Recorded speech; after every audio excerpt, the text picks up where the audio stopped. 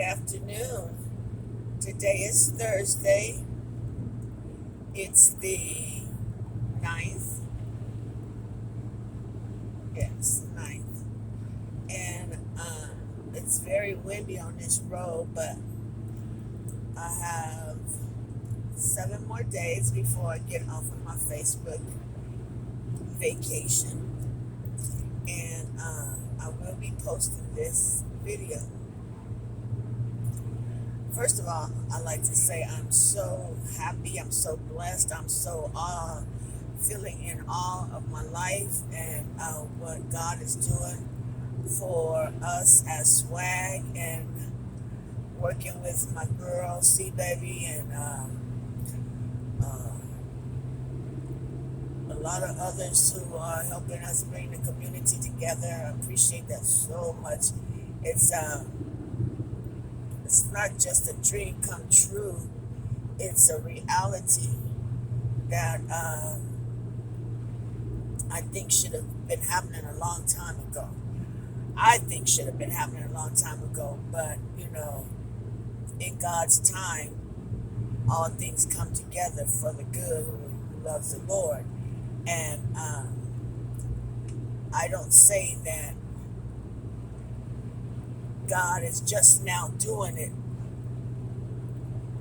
I say that some of us are just starting to listen and see where the need is and everything like that.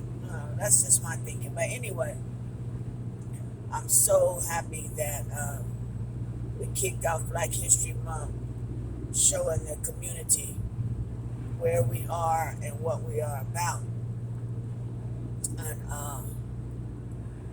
I talk about my girls, C-Baby, Sadie Mae, Denise, Nikki, and all them.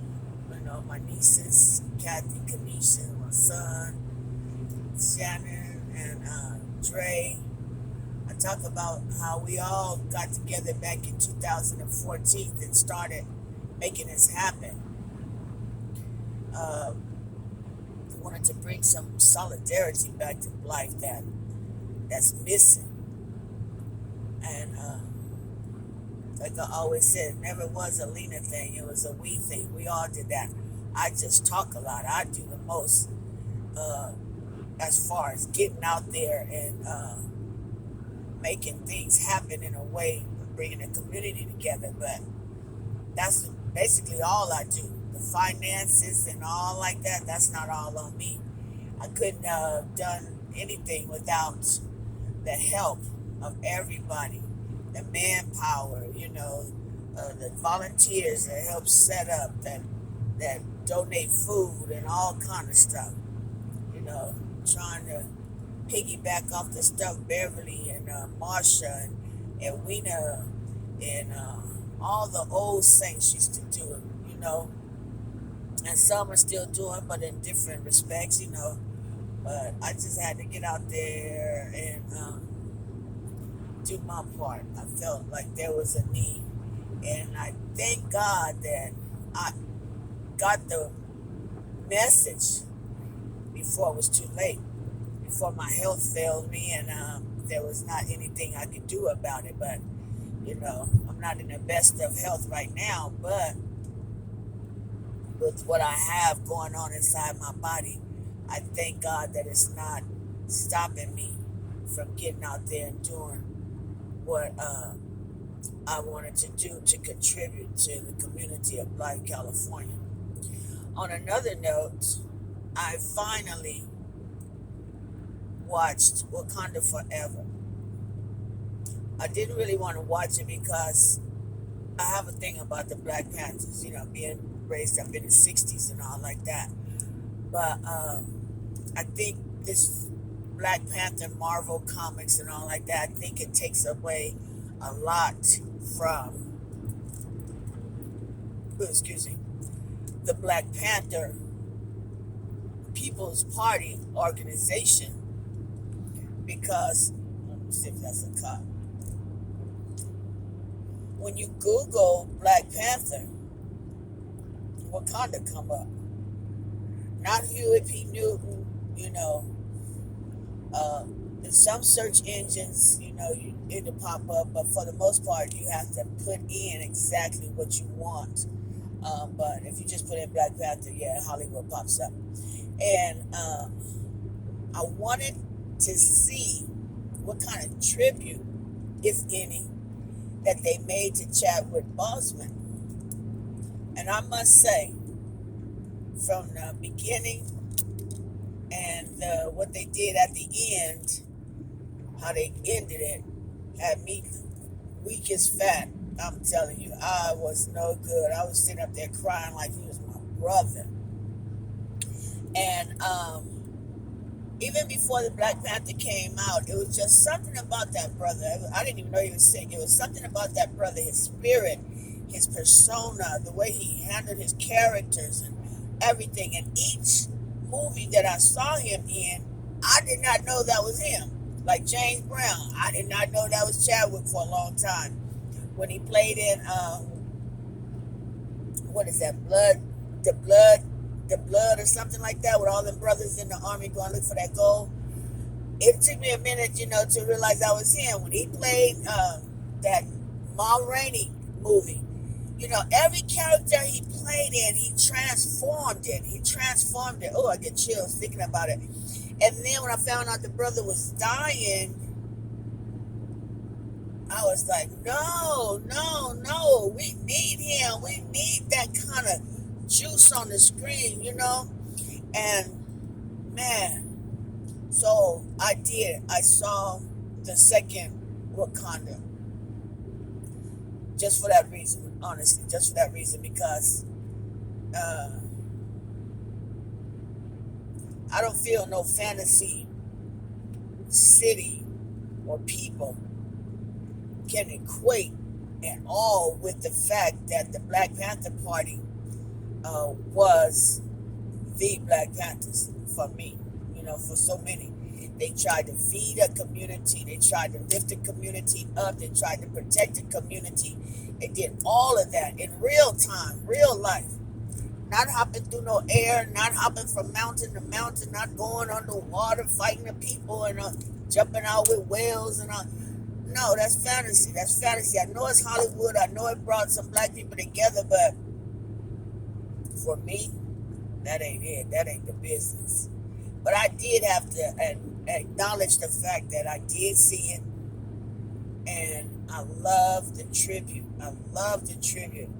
That I'm getting emotional right now thinking about it. That they paid for Chadwick Boseman, paid to him, and that girl that played his sister, Princess Shuri, she had some of his characteristics. It was eerie how, I don't know if she did that on purpose or being around him and loving him and working with him took a part of her. I don't know if she was thinking like, how would he play this role? Even though they had that scene in there where Michael B. Jordan said, you know, do you want to be like your brother? You want to be like me? You know, you want, in other words, you want to be noble, you want to be hood, you know. But I saw through her craftsmanship that she even walked like him a little bit, you know. She turned like him. She looked like him, you know. She just kind of like turned into him to me. But I think that was a part of her love for a dude. You know, that brother was deep. And then when I found out he was a Howard graduate, I mean, he could have been a graduate from Palo Verde College. I don't care. But when I found out how educated he was, his strength, his courage, his wisdom as a young black man, I wish I could have had the honor to have met him before he left this earth. But I'm almost to Vidal, and I just had that on my heart, and I couldn't text it, and I wanted it to be out there, you know. Wakanda Forever is a good movie. Black Panther is a good movie. But let's not forget the real Black Panthers. People who really lost their lives for the cause, who changed society for us, you know. Yeah, they ended up going out backwards and some of them and stuff like that. But for the most part, the message, take care of yourself, take care of your community, take care of the young, take care of the widows. It's just like Luke 4:18, the Spirit of the Lord is upon me, and the God says, take care of the widow, take care of the poor, take care of the brokenhearted, take care of the ones that's locked up, got to take care. And he's basically saying, because the government is not going to do it. The government is not going to do it. So, not in that sense. Not where we can elevate ourselves and,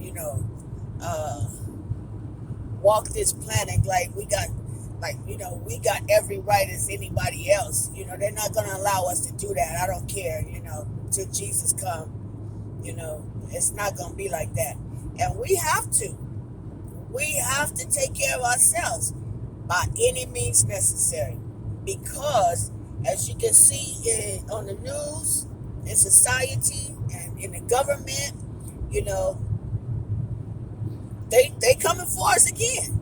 They coming for us again because they know we're not about that bullshit no more, So they coming at us. They coming at us hard. They coming at us hard.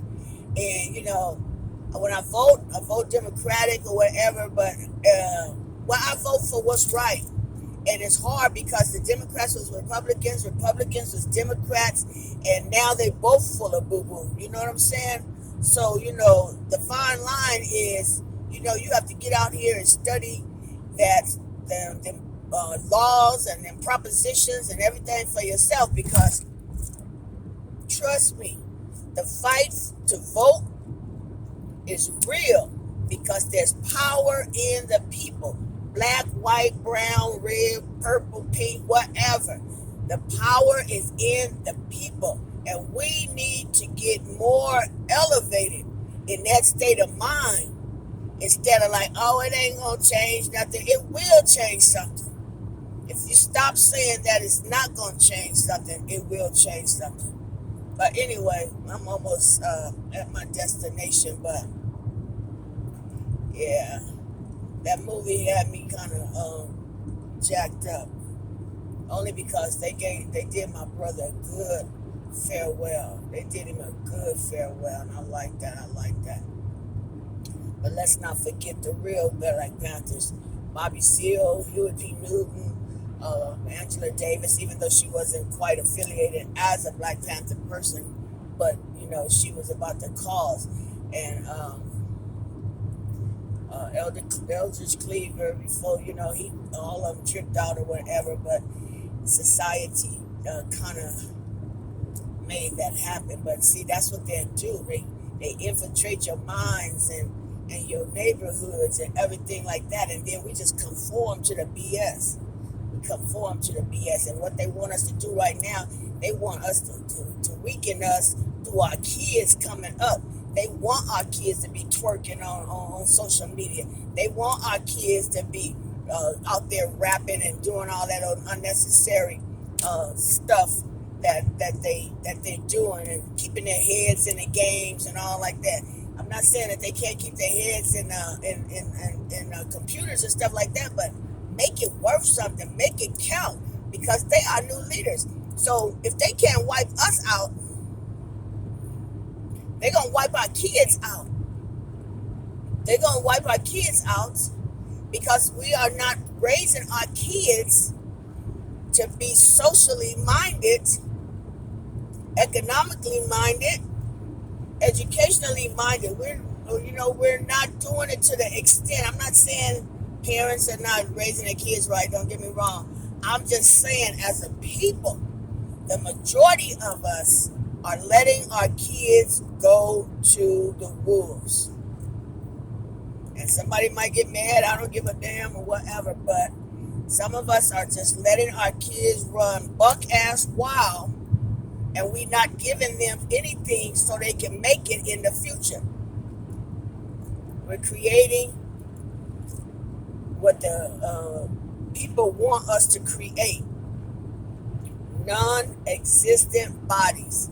If your mind is loose, if your mind is not set on futures and goals and stuff, they ain't gonna bother you. They not gonna bother them. They gonna let them be drug addicts, hoes, pimps, whatever, homeless, hobos, whatever you want to call it. They not gonna bother them because they're not a threat. If you arm your children with knowledge, empowerment, motivation to be something, to do something, and to stand up for themselves, they gonna find a way to come at you. You know what I'm saying? They gonna find a way to come at you. And it's not a goddamn fantasy. It's real.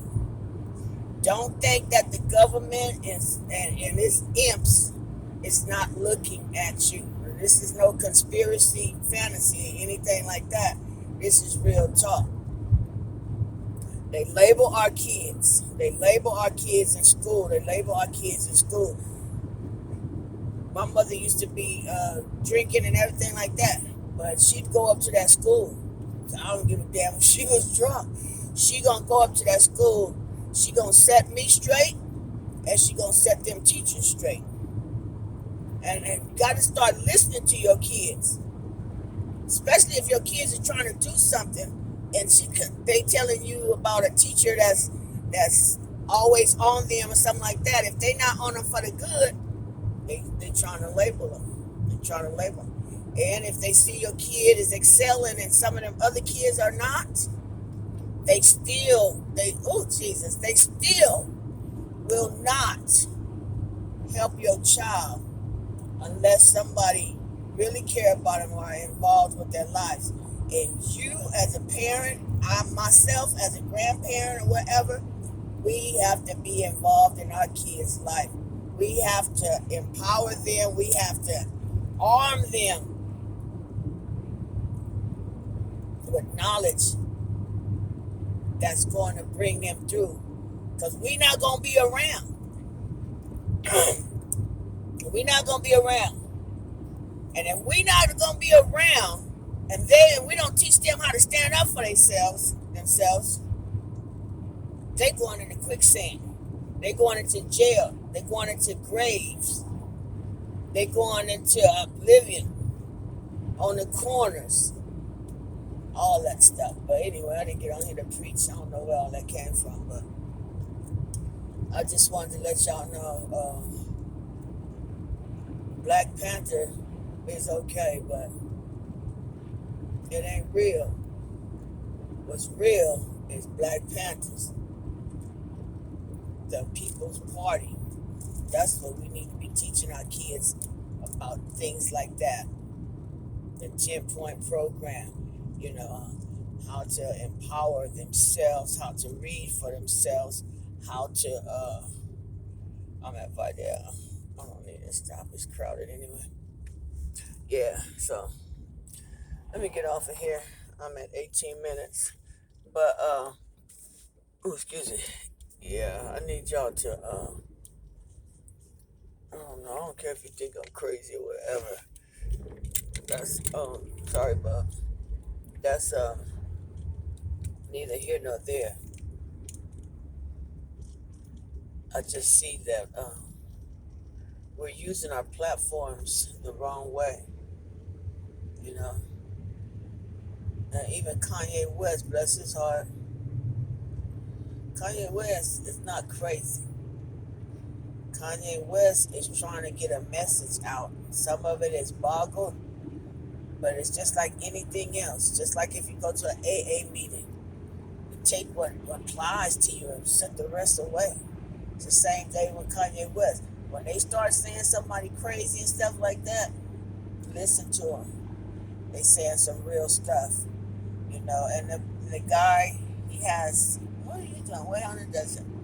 The guy has, his spirits are at war within him right now. I ain't gonna say they just demons and nothing like that, but he's struggling. He's struggling with the materialistic Kanye, and he's struggling with the spiritual Kanye that sees through his eyes. He sees something that we don't see because he's up in Hollywood and stuff like that, and he's trying to trickle it down to us. But then society, the media and all that, and some of the people around him want to trickle that knowledge down, like, yeah, Conway done lost his damn mind and all like that. Listen to him. Listen to him.